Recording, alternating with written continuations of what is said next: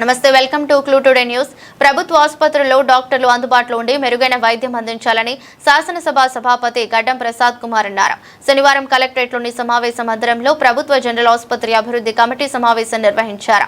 ఈ సందర్భంగా స్పీకర్ ప్రసాద్ కుమార్ మాట్లాడుతూ ఒక్కో మెడికల్ విద్యార్థి విద్య కోసం రాష్ట్ర ప్రభుత్వం 70 లక్షలు ఖర్చు చేస్తుందన్నారు.